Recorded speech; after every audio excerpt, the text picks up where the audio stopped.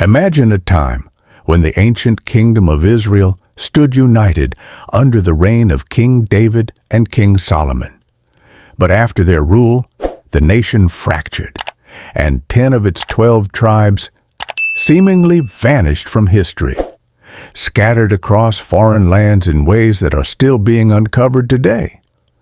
The 12 tribes of Israel form the foundation of biblical history, yet the mystery surrounding the 10 lost tribes remains one of the most debated enigmas in religious studies.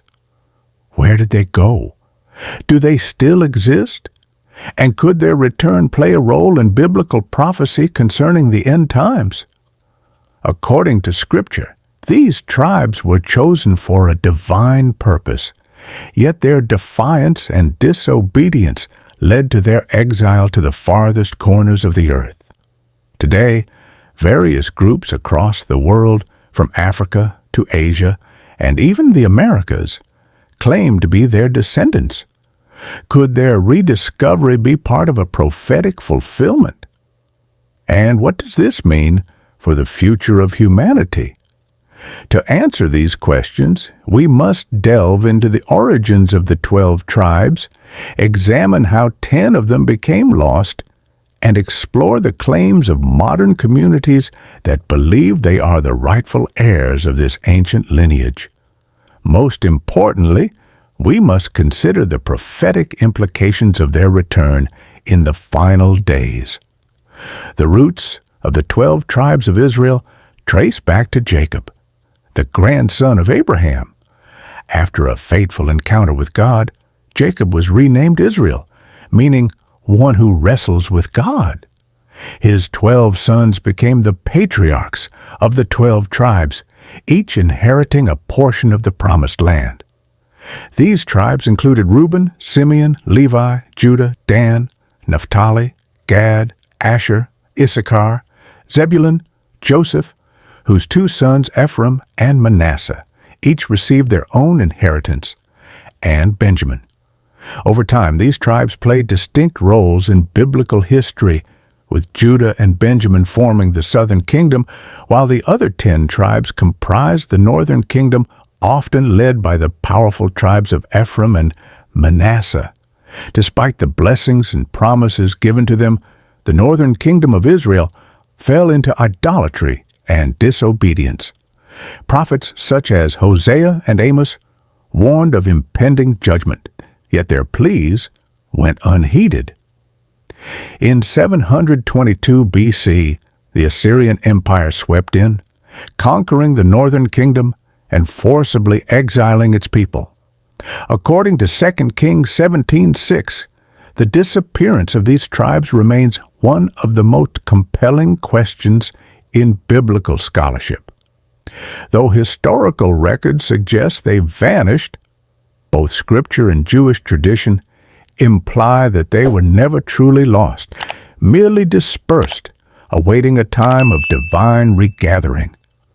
Over the centuries, various groups across the world have claimed descent from the lost tribes, preserving customs, beliefs, and traditions reminiscent of ancient Israel despite their geographical isolation.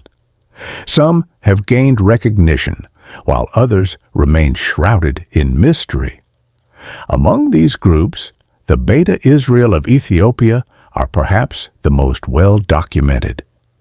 They claim descent from the tribe of Dan and have maintained Jewish traditions for thousands of years, including observing the Sabbath, practicing circumcision, following kosher dietary laws, and celebrating Jewish festivals. Their oral traditions speak of a migration from Israel through Egypt to Ethiopia, forming a community that saw itself as part of the lost Israelite heritage. In the modern era, their claim was acknowledged when Israel's religious authorities officially recognized them as part of the Jewish people. Large-scale rescue operations such as Operation Moses in 1984 and Operation Solomon in 1991 airlifted similarly. In Western India, the Bene Israel community traces its ancestry to the tribe of Ephraim. Their traditions tell of ancestors shipwrecked on the Indian coast during the Assyrian exile, forming a small but resilient Jewish community.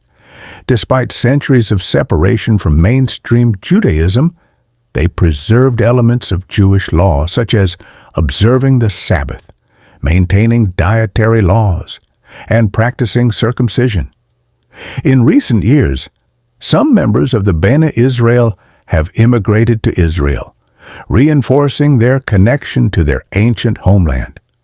In South and Central Asia, the Pashtun tribes of Afghanistan and Pakistan claim descent from the lost tribes of Ephraim and Manasseh.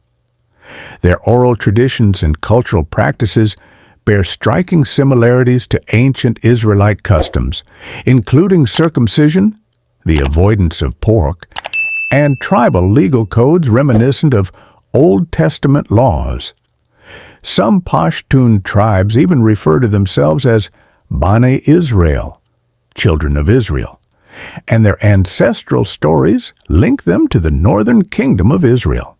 Across Africa, the Igbo people of Nigeria also assert an Israelite heritage, particularly from the tribes of Gad and Zebulun. Their traditions include Jewish-like practices, such as circumcision on the 8th day, dietary laws, and the observance of sacred festivals.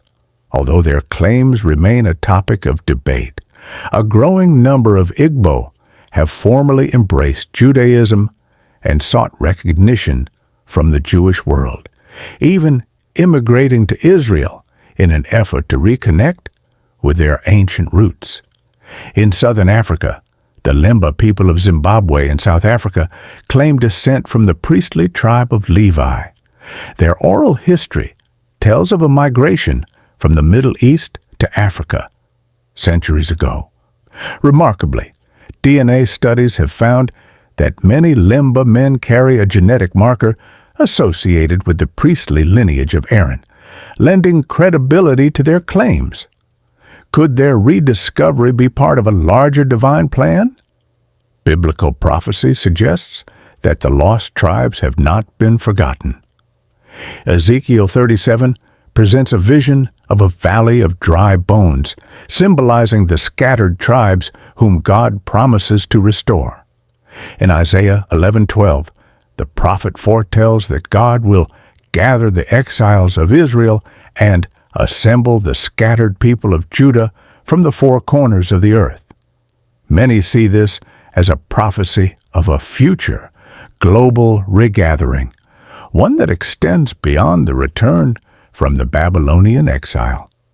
The book of Revelation 7 further describes 144,000 individuals, 12,000 from each of the 12 tribes, who are sealed for protection during the end times, reaffirming that the lost tribes still have a prophetic role to play.